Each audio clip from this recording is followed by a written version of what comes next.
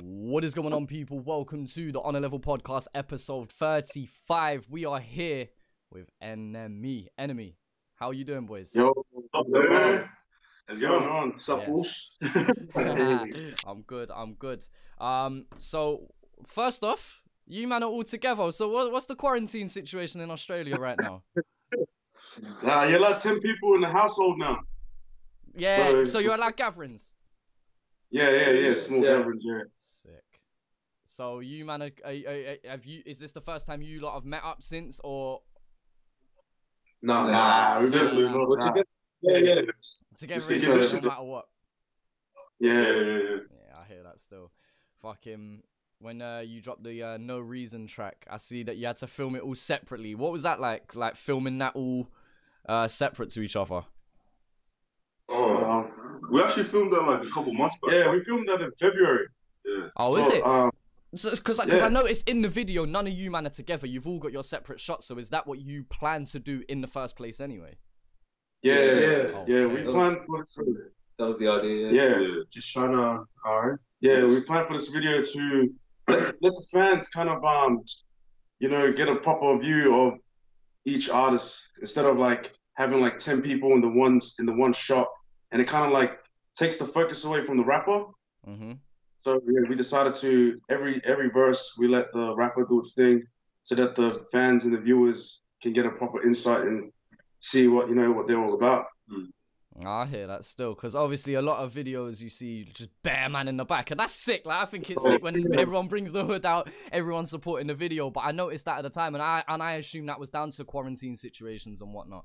But that makes sense, the thought behind why you did that. But bringing it back a little bit, am I right in saying you've only dropped 3 songs? Yeah. So you dropped German, Suave, No Reason. No Reason. That's it. So how long have you boys been like a group? Have you been rapping before this? Has this been like a recent thing? Like explain how you lot all got together and under the brand of NME.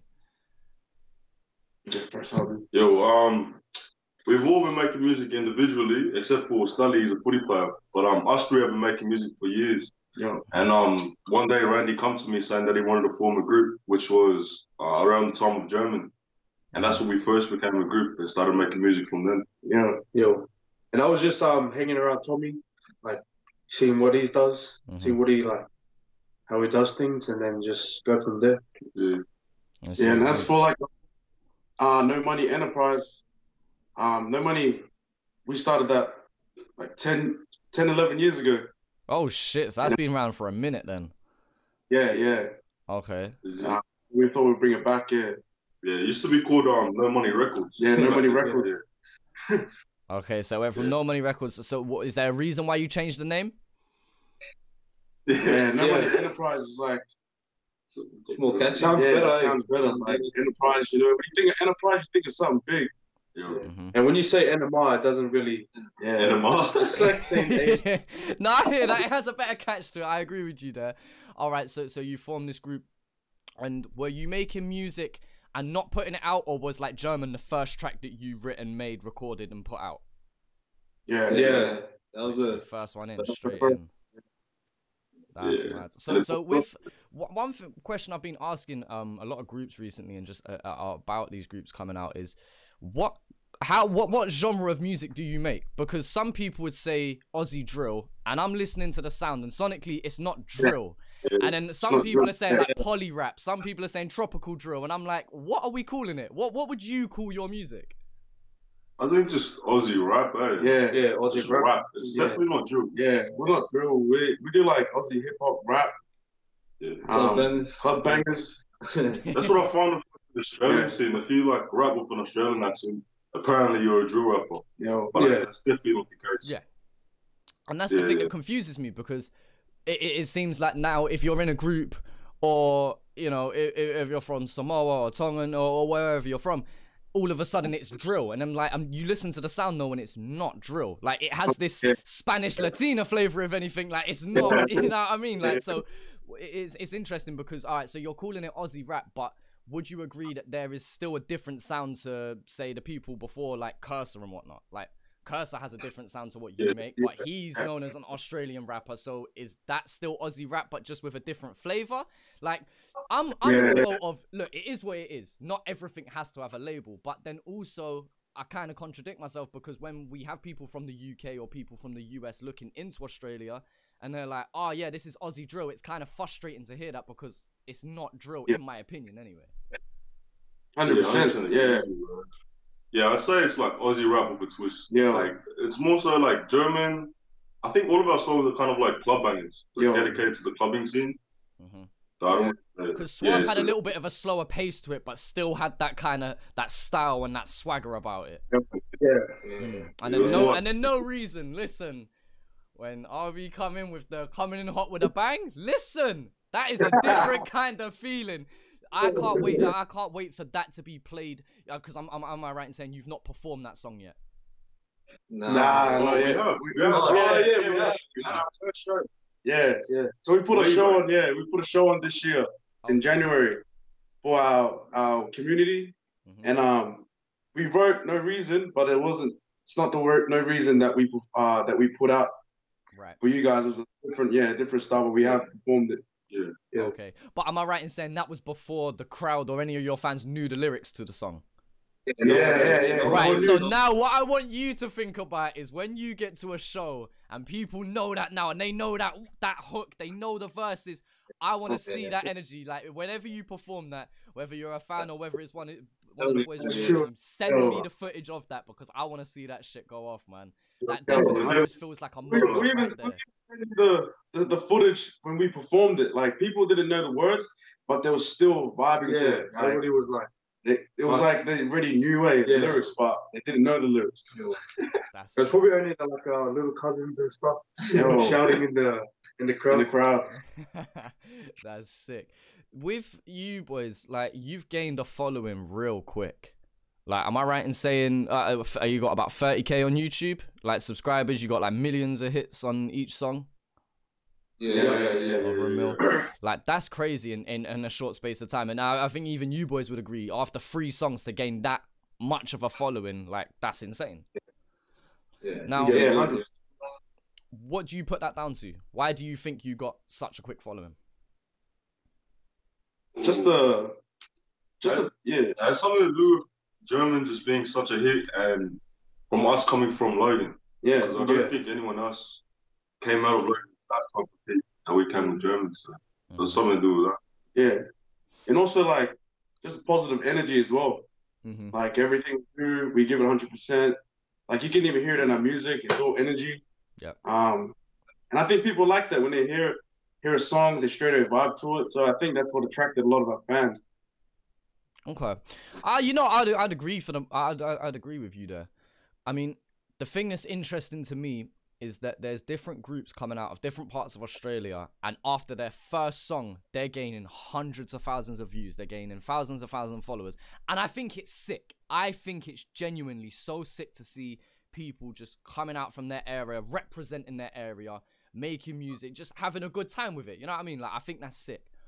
But the question that I have is, why do these groups gain such a fast following? Because there's other artists that have been grinding in Australia that are established and are known by many people, or it seems that way anyway, and then they drop a song, you know, with the video and whatnot, and they get, let's say, 10,000 views. And 10,000 views, that's sick. Like, for them as an artist, sick, 10,000 views. But it confuses me that they're as known as some of the groups coming out, yet, like, the views and the following and how quickly they grow, it seems like at such a slower pace compared to some groups. Is that because you're from an area where there is no one doing music, and so where you're the first boys in the area kind of doing music? Is it a case of that? Is it a case of, like, who you know? Like, what do you think that's down to? It's down to community. Community. Yeah, like, our community, Logan City, it's a tight-knit community, so we know everyone in the community. Like, you can walk out to anywhere and you'll see someone that you know. So when we told people that we were doing music, they're already 100% behind us. And I think that, you know, comes into play when we put out our songs. We already got a fan base or friends already, or family that support us from the beginning. And so it goes compared to, like, this Facebook page called Poly Rappers. where they post like on the rappers, and from there you can gain like an easy following.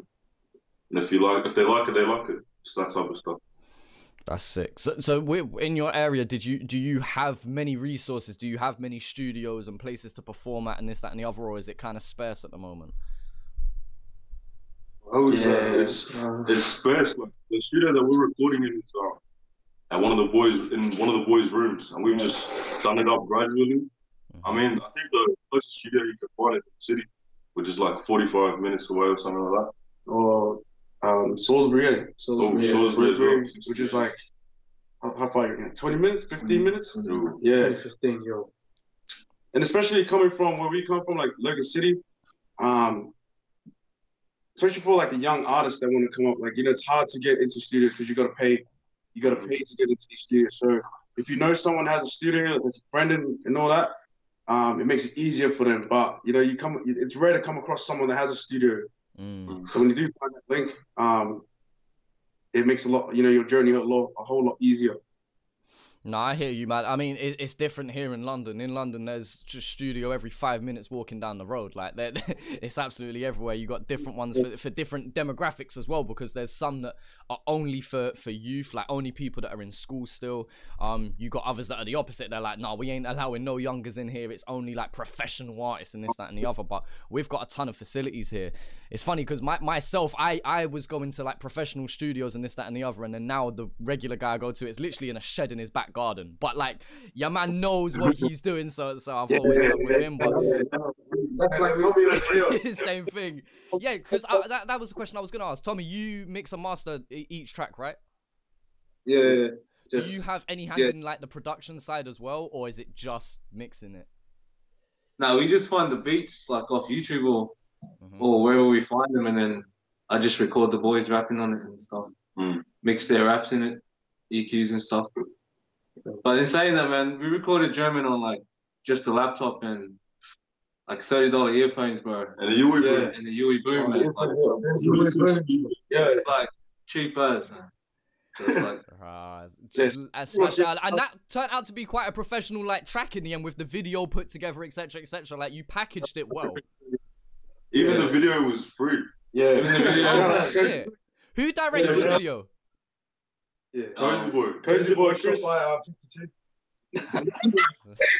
Nah, he's just this local kid. He worked at a hot dog restaurant called King's Fulham. We just picked him up, and he did that for us as a favor. Ah, sick, man! Shout out to him, man. That's a bargain. And then who filmed the Suave video? My partner's cousin. His name is Tino. Yeah, that's his brother. So he shot that video. Him and this guy named Bruce. Okay. The guy's little brother shot by 52 took the behind the scene photos. Yeah. I can see these boys laughing in the back. Like, is there a story to tell for this video? What's the story? We want the sus now. What? Nah, there's not much of a story. That we shot that down the coast. I'm not sure if you're familiar with a guy named Shami. Doesn't ring a bell to me. He's this social media comedian. Okay. So we went to his house. That was his house. We shot it there. A few of the boys got a little bit too tipsy, too wasted at the shoot. So the night scene footage, we had to redo it. So we'll just shoot the next day. I've had a similar experience. Of being on a set. We're like, right, well, in the video, we want it to be party setting. So what we'll do is we'll just hold a house party, obviously, and then just middle of the night, we just start filming. It's a bad idea, especially when the cameraman is the one who starts getting drunk, because they're the one who needs to start organizing things. And so when they start getting litty, that's when you start getting a problem. I remember looking at that footage next day, and I was like, yeah, man, we must have had like 10 different takes, individual solo shots, like close shots, far shots, crowd shots, everything. We had like 2 shots, and one of them didn't even have the camera like centered. It was like swaying all over the place. Oh, bad. How often does that happen? Obviously, you've not filmed many videos, but is that a problem? Like, you want them party settings, you want it getting lit. Is it difficult to control people? Is it like, you know, when you have people in the back, is it a difficult task keeping them in line kind of for the video, or is it? Yeah. When we shot German, you know how we had all the boys behind us? Yeah. Yeah, so Crazy Chris would be like, you know, action. We'll start doing the verses, and then the boys start creeping up towards the camera, and then they'll like block us from the camera, and they were like, no, stop. There were some boys trying to push in front of us. And then we were like, boys, you have to stay behind this line. Don't come forward. Yeah. I remember we were like, try not to come in front of the motorbikes. Like, this is the line. And then we watched the video and we just slowly saw the two bikes disappear. Yo. Just slowly fading into the mist of people, yeah. But I think that's sick. I think you need a little bit of that push and pull in terms of having a natural vibe, though. Because I've heard of some people that they're telling me about they've been at video shoots and they're like forcing people to get hyped, which understandably you need to get people hyped up, but like they're struggling to get people into the vibe of the music. You know what I mean? Like, and all for it. Obviously, if you've got people in the back, you're not gonna have them standing there like looking bored. But you know, if your music's really good and these men are really for you, you should naturally get that vibe anyway. Yeah. You know, and I'm assuming that's the same for you boys. Did you know people who have been with you and supporting the music? Do they naturally just click straight into place? Yeah. Sometimes some boys are a bit too shy. But with the most part they're all good. Yeah, with the shy boys, like we just tell them, like, you know, energy, like just put in the energy. You could even like hide behind the boys and just scream, just as long as you know. Yeah. That's sick, man. That's sick. And so. You've dropped these tracks, you know, you're getting in all of this following, you're getting all of this hype. Like, how are you looking to continue forward? Just keep dropping bangers, eh? Yeah, so still on the singles, you're not looking at a project or anything like that. It's still just dropping one track at a time and just seeing where things go from there. Yeah, that's all already. So at this moment, just singles. Yeah, we're gonna keep dropping singles and then maybe look into doing something special for the people. Yeah, I hear that, man.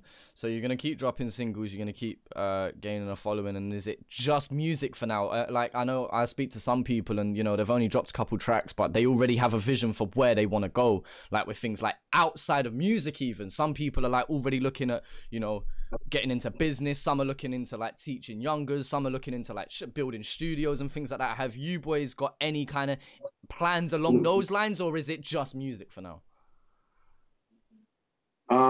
Not many people notice, but we've just recently become our own record label. So No Money Enterprise is a record label, and that's the plan, is to focus on our music and focus on, you know, putting artists under our record label, No Money Enterprise, and kind of like building the empire from there. Yeah, building that enterprise, as you said, being more than just one thing, you know, being a brand, being something that's bigger than itself in some ways. So are you looking to bring in like young groups? Are you looking to bring in individual artists? Have you got like a target audience, or is it just anyone who makes good music? Yeah. Only makes good music. Yeah. Preferably people from our own area first, and then we'll look into everywhere else. But yeah. 100%, and so sorry to cut you off. So you've already established this record label. Yeah. Could you argue that it's quite early in your career to do so, or do you think it's we know what we're doing with this? Yeah. The vision's there. You know what I mean? Like the vision's there. It's just we got to do it now and just keep pressing forward. A lot of people, you know, say a lot of things like it's too early, or do you guys know what you're doing? If you surround yourself and create the right team around you, nothing can you know, distract you from all that. If you know where you're going, don't worry about what everyone else has to say. You know what I mean? No, I hear that 100%. I'm with you 100%. And so with that, would you have people running that label, or are you like very hands on with that then? At the moment, we're getting help from someone. Yeah. But we're looking to just continue to do it by ourselves, like in the future. Yeah. Because I mean, as things grow, obviously, when things start to scale, and then obviously if music gets, you know, you get deeper into the music, and then other things start happening, obviously you're gonna need that help. Like if you're on tour doing shows across the country, someone's got to be holding down the fort, like answering emails, picking up the calls, etc., etc. Yeah, we're a good team for that. Yeah, we got a good team. We got man Jared and Victoria working on the behind the scenes for us. Yep. Slowly, slowly but surely, we're building the team around us. We're just getting the right pieces to chessboard. You know what I mean? Yep. No, I hear that 100%. Having the right team behind you helps you massively in what you do, as much as people, but something that people don't realize, for artists and groups that are independent, it doesn't mean that they do everything by themselves. Like, an artist can be independent and still have management. Like, people think that independent means they do absolutely everything, and it's like, yes, they do more than if they were at a record label, but of course, they can build their own. Being independent meaning you are your own brand, you build your own team. And are you looking to stay independent, or if the right deal came along, would you take it? Or is it, no, you've got your own record label, you're kind of signed under your own label? Yeah. Let's stay independent. We've got a manager. He's been helping us. And like you said, when we first came into the music scene, we just wanted to remain independent. We didn't look at getting, no manager. And that's because we didn't have experience, you know what I mean? When and then the longer we stayed in this thing, the more we understood that you do need a manager, someone that can help guide you, someone that can show you right from wrong. So yeah, we've got a manager, and he's been doing a great job looking after us. And still stay independent. I hear that. How have you got along with learning the industry side of things? Is that something you're still learning? Is that something you have prior knowledge of? Because it's easy enough just, as you said, having a laptop, having a microphone and spitting your freestyle. But as you start to grow and we start to look at streaming platforms and we start to look at chart numbers, that is something that is in your reach, And so when we start to look at things like that, how are you getting along learning the industry side of things? Yeah, just something that we've kind of learned along the way. Yeah, take it out how it comes. Yeah, it's been crazy. We just when we first started, we thought you just drop a song, blows up, and then move on to the next thing. But then we dropped the first song, we faced a few obstacles, had to jump over a few hurdles, and it's like what Tommy said, we take one thing at a time. But it's still a learning process. With how are you boys with the marketing side of things? Do you promote your own stuff, or do you have someone to help you do that? Because for me personally, I don't have any management. I do everything by myself, and I struggle to keep up with marketing my own content. How do you boys get on with that? Marketing, we do it ourselves, eh? Yeah, we do it ourselves. German was all by ourselves. Yeah. We didn't have any help. It was just you boys sharing the track, all the shit like that. Yeah. Oh yeah, that's where the community comes into play. We share it, and then our community gets behind it. So that's why we got so much love for our community. That's why our music and our music videos always try and show where we come from. I hear that, man. And you said that you was you was known in your area, people already knew about you. Am I right? Yeah. I didn't know us as music artists, but they do know us. Yeah. And then you said that you were doing music. They're like, oh shit, you man are doing music, and then kind of started building up the hype from there. All right, that's sick, man. All right, so just coming away from music for a moment, you boys. So have you known each other all of your life, or? Yeah. Know each other. I used to play footy with this bloke. We played rugby when we were young. Was that from primary school? Was that from young or? Yeah. Under 11. Okay, so from way back. So you man are growing up together. So in terms of a friendship, what are you boys like around each other? Do you go out often with each other, or do you keep it just business kind of thing? Nah, we're definitely brothers. We're all connected. Yeah, we're all always together. Majority of the time, we always at my house. Yeah. Majority of the time, we just play PlayStation. It's empty, but this guy's eating. When it comes to the business side of things, it's straight business. But when it's everything else, we just chill out, play PlayStation, watch TV, and all that. And are you good for when you need it to keep it business, when you need to focus on music? Are you good for that, or because you're so close with each other, you're like, yeah, we're gonna work on music, and then it ends up turning into a wave, and you get distracted, or are you quite focused when it comes to that? Yeah. But when it comes to the music, we'll record it, and then we'll listen to it, and the next weekend you know, RB or Stally or Tommy would be like, nah, I don't like this part, we'll do it again. So one song would be like done, but it'll take like 4 weeks to re-record everything because there's always that's something in the song that we're not feeling. But would you say that's a good thing? Yeah, 100%. 100%. I think that's why German went the way it went. Yeah. That's where it started. We've kind of like carried those abilities throughout the rest of our songs. So I think that what makes us different, I guess. No, I think having a bit of perfectionism in you is a good thing. You know, it may be longer to put content out, and it's frustrating because you have content now. You know you have something that's ready, and you know that if you put that out, people would still love it. But there's something within you that knows that you can just make it that little bit better, or there's just that one line that could be the difference between just a nice punchline and a moment. Like, I feel like that's a really important thing to have as a group. And even if it means that you put half the content out in a year, but then that half of content is just 10 times better, I think that's a good thing to do.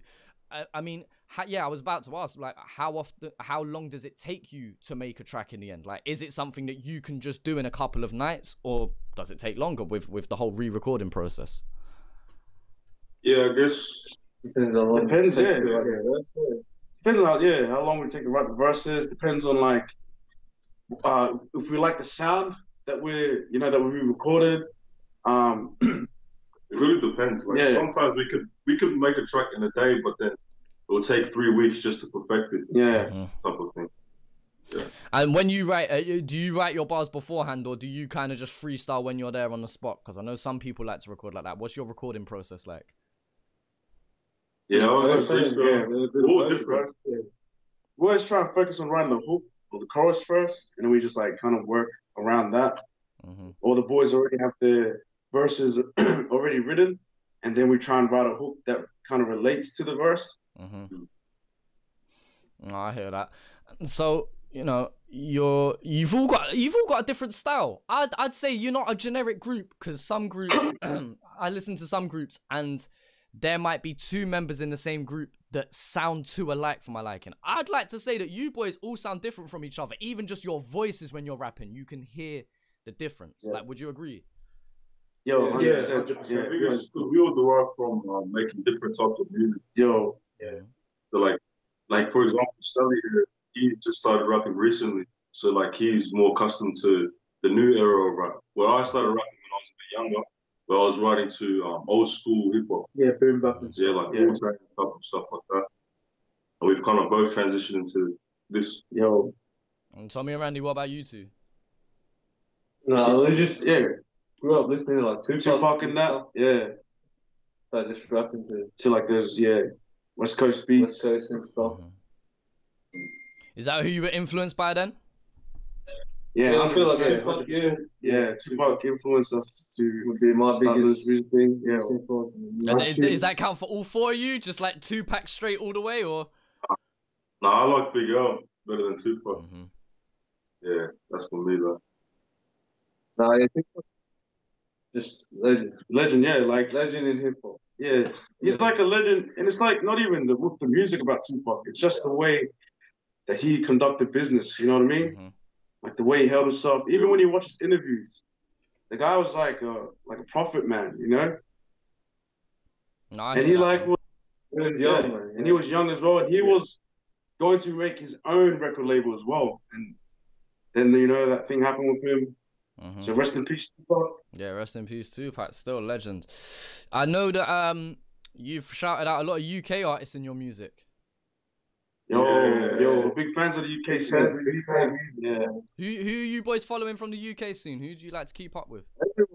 Everyone. John Wayne, Mist, Tizando's, NSG, Schofield, Nines. Yeah, heaps of you guys. Yeah, we listen to heaps of you guys. Shit, yeah. You know what? I'm actually glad that you mentioned some names that I don't hear many people mention. Like, they're massive here in the UK, but in Australia, it's strange. And I was talking about this recently, right? So, are you aware of an artist called Ocean Wisdom? No, nah. Ocean Wisdom, nah. And the only other one I'll throw out is Mike Righteous. Nah. Okay, so this is gonna be interesting now. First and foremost, shout out Ocean Wisdom and Mike Righteous. They're two UK MCs that are dope, right? But a lot of Aussies seem to know who Ocean Wisdom is and who Mike Righteous is, but they don't know who Jay Huss is. They don't know who Dave is. They don't know. Some people go as far as saying, I know who Ocean Wisdom is and I don't know who Skepta is. And I sit there and I'm confused. Like, really confused. And I put this out on my Instagram story and I was like, do you know who Ocean Wisdom is? And it was like 80-something%. Now, keep in mind, my following on Instagram is about 75-80% from Australia. And about 75% of that said, yeah, we know who Ocean Wisdom is. About 20-something%, no.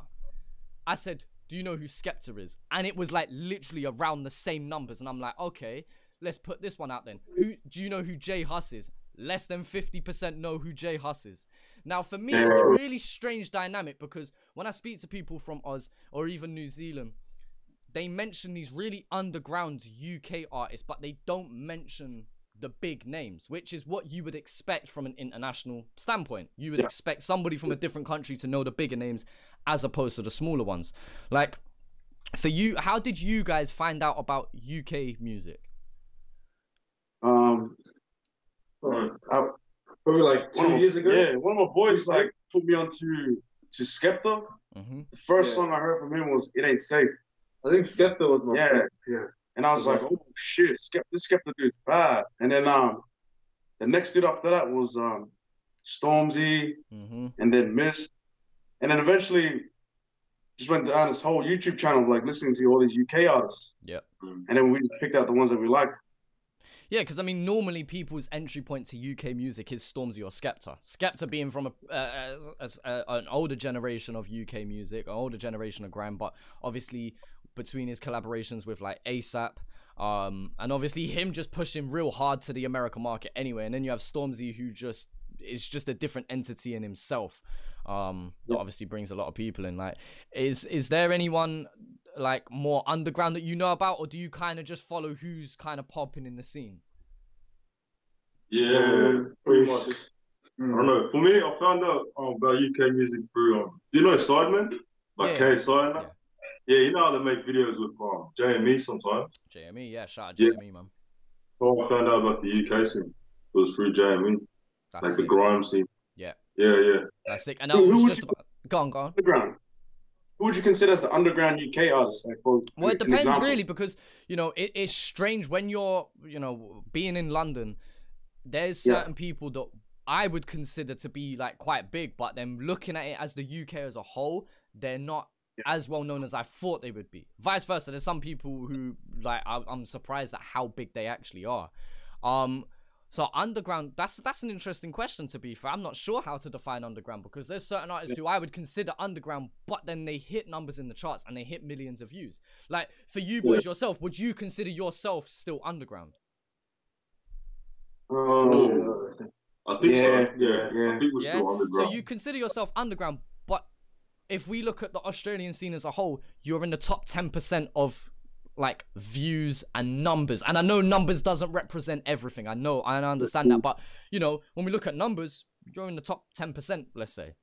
So does numbers define you as being underground, or is it down to how long you've been doing it, or what defines being underground? That's a good question.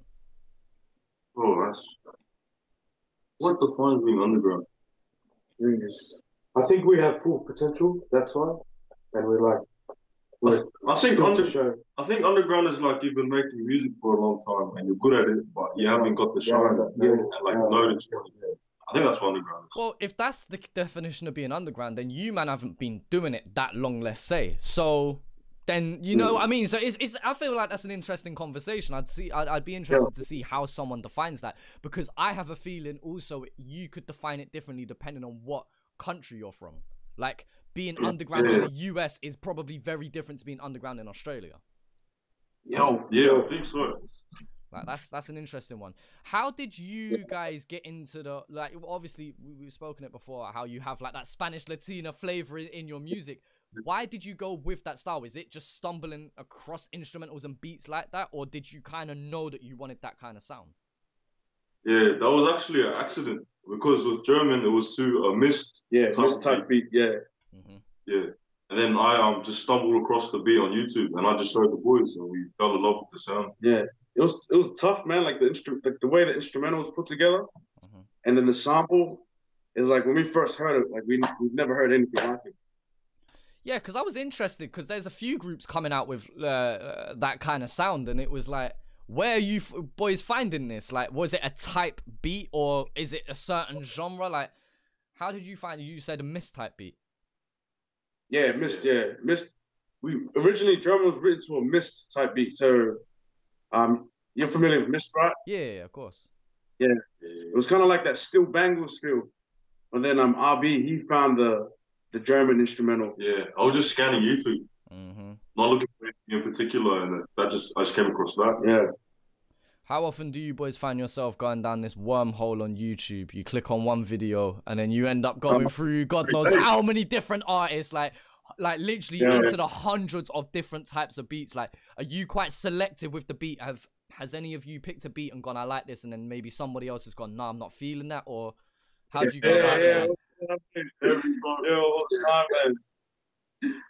We find beats and then we'll be like, yo, this beat's hard. And then one of us will be like, nah, I'm not feeling it. And oh, really? Or we'd like find a beat and then we'll write something and then come back the next day and be like, nah, this beat's shit. Yeah. Next beat. And then yeah. How often do you find yourself doing that? Even just writing and you're like, yeah, this verse is the one. You wake up the next day, you're looking back at it and you're like, this ain't it, Chief. Like, how often do you have that? We write like probably like 3 punchlines and then we wake up. Are you boys critical with each other? Have you boys ever gone like, nah, your verse ain't good enough?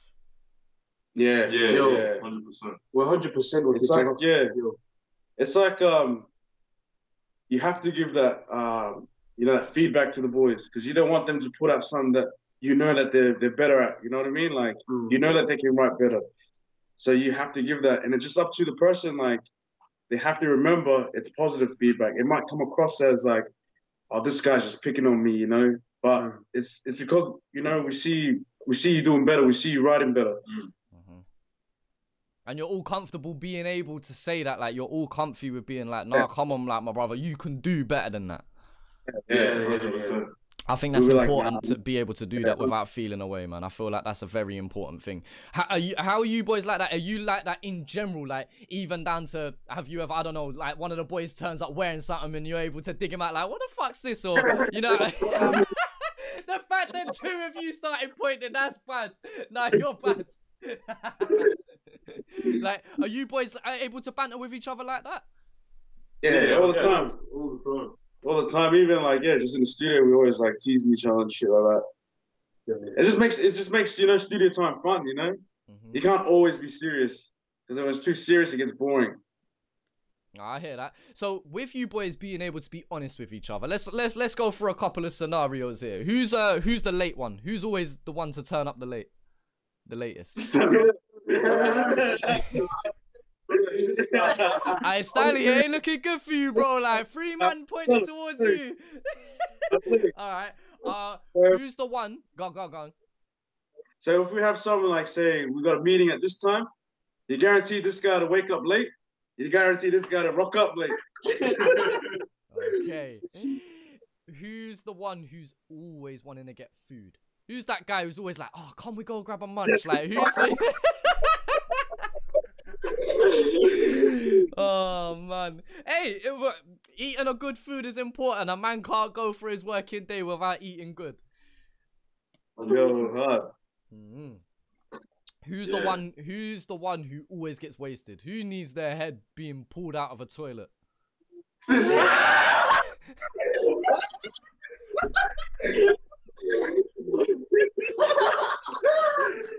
think that's the top. Oh man, I'm setting your man up here, Stanley. I'm sorry, bro. I'm setting you up here. All right.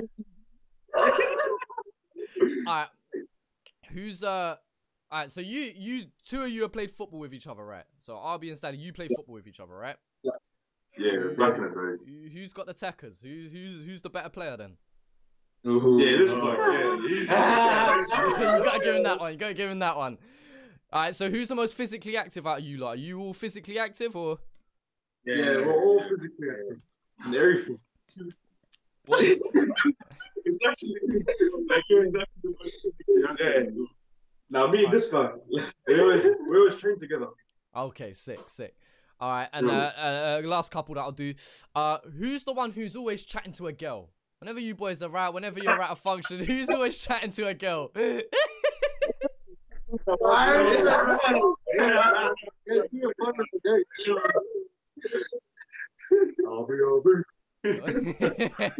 one who always shouts it up someone. All right, and last but not least, who's the one who always messes? Is there someone who always makes the mistakes? Is there someone who always ends up just fucking something up? Like, it could be something.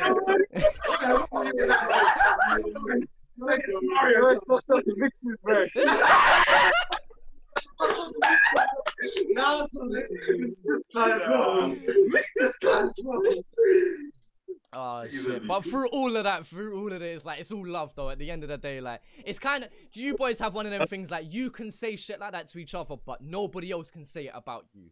It's like kind of that brotherly kind of thing of like, no, that's my bro. Only I can like call him out on something. You can't say nothing. Like, no, I think that's sick, man. And so, have you? But before you boys, was there any other members to the crew, or is it always just been you four boys? Oh no, there's heaps of there's heaps of us. But you know, all the boys that they do their own music, but they're still part of the crew. You know what I mean? They all got their own sound. Like 2 of them do like the Afrobeat stuff. Yeah, we got a few that are coming out soon. So when they drop their music video, I want to see your reaction video. Send it my way. Plug it straight away. If you're vouching from, I'll definitely at least check them out, man. You know. How often do you get that? Do you get like DMs often and people going, oh, can you check what my boy's doing and can we collab on this, that and the other? Like, how quickly does that change? Because again, where you've kind of blown up out of nowhere, how has life changed for you? Everything's still the same, ain't it? I think life has changed in every way. Yeah. Like honestly, like from social media and in real life. It's crazy. People message me like for my opinion on their tracks. And like stuff like even people like in Ireland, like some Irish people. Oh yeah, we had me like the other day. People overseas sending messages, support and stuff. It's all love though. Sending their music, asking if we could have a listen in that. And do you boys enjoy that? Like, is that something that you're enjoying, or is it something that you can find overwhelming at times? It's cool. It's cool to know that, like, that these guys see us, you know, as someone that can help them. You know what I mean? Like, just being able, like, to be the ones that they turn to say, hey, look, can you check this for us? Because when we were coming up, we had no one to do that for. Like, you know what I mean? We just had each other. So to be able to be the ones to give, like, you know, the knowledge and advice that we've learned. Just to even get those messages. Yeah, man. Feels different. Say that again. Feels different. Yeah. He said it's inspiring.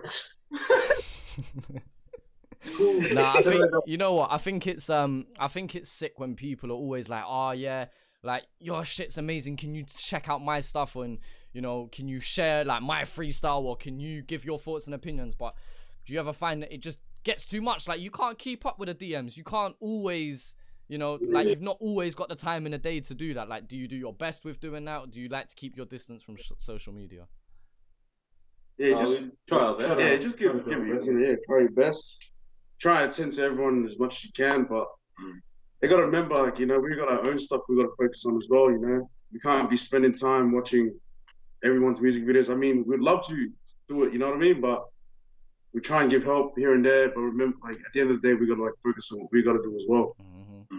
And at the end of the day, like, you know, there's only so much time you've got in a day, and especially when you're working on your own stuff, you know, and especially if you're doing the record label thing, and you know, something that some people don't realize is that some artists are like, especially in the Australian scene, there's not as much money as you think. Like, not like groups and artists can make their money, but we're not talking the money that's in like the American scene, for example, and not even the UK scene to an extent. Like, there's like some of your favorite artists are still working 9 to 5s. Like, some of your favorite artists are still, you know, working, you know, to pay their way or support their family, etc., etc. Like, I mean, with you boys, obviously, money Is that something that, have you grown up with, like, obviously you don't have to go into huge detail, but have you grown up being comfy in that regard, or has there been a struggle when growing up?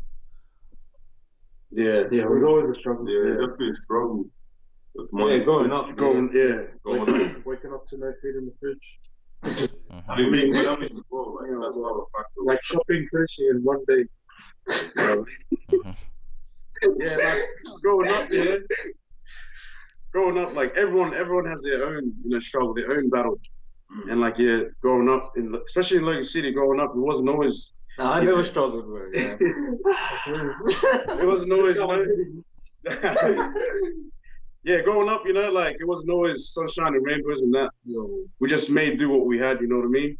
And then to be where we are now, it was like, and looking back at that, it was all, learning process. It was all like humble beginnings, and that's what keeps us grounded, just remembering where we came from. No, I hear that, man. And is that down to your area? Is that like kind of the area you're from? Is that kind of a shared struggle within your community? Yeah, 100%. Yeah, 100%. And what was your area like? You said you got like a tight-knit community and a tight-knit bunch of people. Was it like, is it a rough area? Is there a lot of violence? Or is it kind of just one of them places where there's struggle, but, people are just trying to do their best? Like, describe what your area is like at Logan City. I mean, it comes down to how you take it. Like, for us growing up there, I mean, there was violence. There was, gangs and all that. And, like, being in that area, it was, like, normal to us. But if you're outside looking in, you would think it's like the most dangerous place on the planet Earth. Yeah, true. But like our community is like I believe Logan City is the most multicultural community in all of Queensland. It's actually the most multicultural city in Australia. That's sick, man. And I think that's a sick thing. Like, I know there's some people who think that's a bad thing, and I just think it's fucking ridiculous. Like, it's similar here in the UK. Like, London is like the hot pot for just multicultural, like just diversity in general. It's just, so when you grow up knowing people from different backgrounds and different places in life and different walks of life, I think it's sick. I think it's amazing. Like, I'm not religious, I'm atheist myself, but having friends that are like hardcore Christian and Muslim and Islam and Buddhism, and I think it's sick to just learn about that and just learn about different people and like their walks of life and their mentalities, man. And I think if you're able to take kind of in some ways like the best from different people that and have good people around you, I think it's so sick to have. Like, people say to me all the time, they're like, you're white and from a middle class background, and I'm like, 1 minute, big man, dude, since when? Like, when was this story put out? And so, I think it's so important to remember where you come from, no matter what walk of life you get into, man. It's important to remember where you're from, and it seems like you putting on for your area so heavy, am I right in saying that's something that's always going to stick with you? Yeah, 100%, yeah. And do you have anything in mind of how you want to give back to your community, even if you don't have the resources to do now? Is there something that you would like to do in the future to kind of give back to where you're from? Back in the day, we used to have this thing called they used to have like a Christmas in the massive police park. It was like a big jungle park in Logan City, and for some reason they stopped doing it. So we're planning on putting together we're going to call it Christmas in the Woods, because we're from, Woodridge 414, Christmas in the Woods. And that's our way of giving back to our community. Yeah, man, I think that's sick. And I think even just with you doing the music, I think that's a positive influence. You have some people who believe that artists, especially when they're talking about gang-related activity, they believe it's a bad thing. And to an extent, I can understand where they're coming from, where you have these 10-year-olds like looking at what they're doing and it's like, I want to be like that too.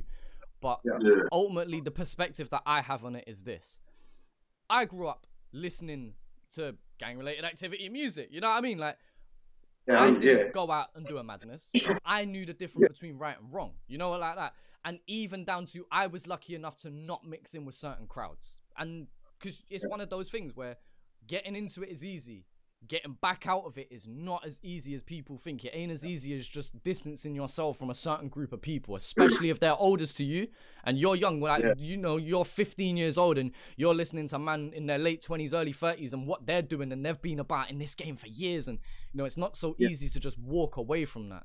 And so I think being able to make music, even talk your shit, but ultimately, you know, be able to give back to your community, or being able to have the bottom liners, but look, here's the positive impact that we're trying to have.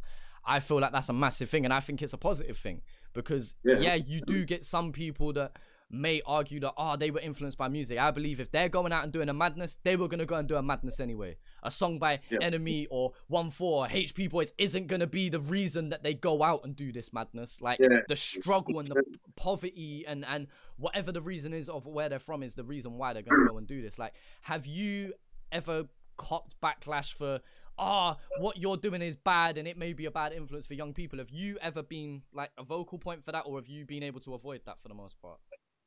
No, at this point. We've never really experienced people saying that we're promoting, you know, gang violence. That, if anything, like, we've just been getting positive feedback from people in our community saying, we're so proud that we have someone or you guys representing from us, being the voice for Logan, being the, you know, showcasing Logan. But we've never come across people saying, like, you shouldn't be doing that. Like, you know, it's making my kid go out there doing backflips off the car.